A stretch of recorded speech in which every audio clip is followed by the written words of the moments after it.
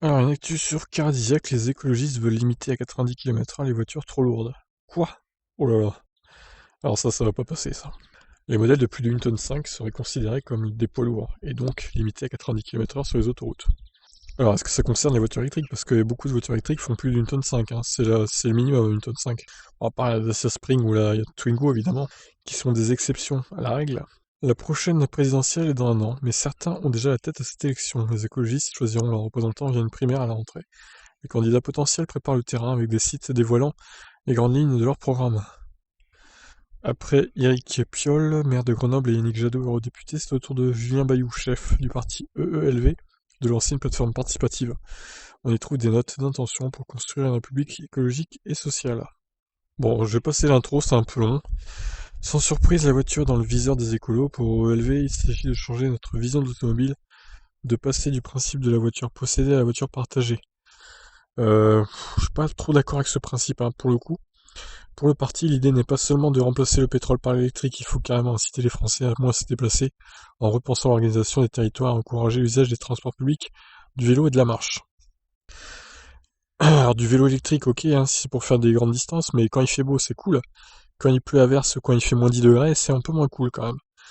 EELV veut ainsi amplifier la dynamique de conversion d'une partie du réseau routier en autoroute du vélo, inciter à la création de voies dédiées et aux mobilités partagées car covoiturage.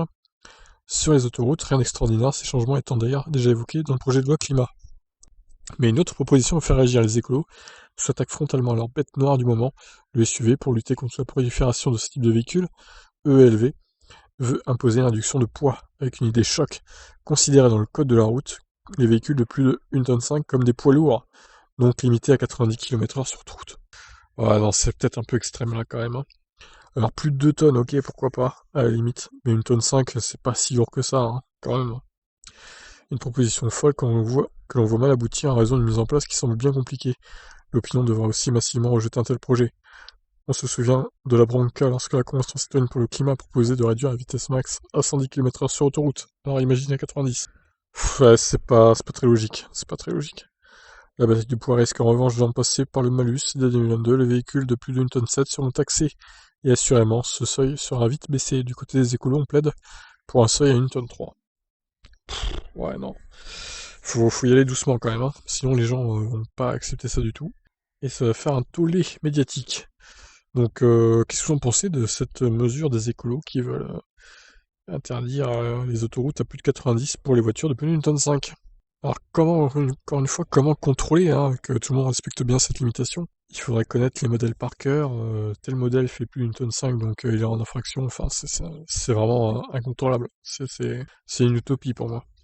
Je vous laisse réagir. Ciao.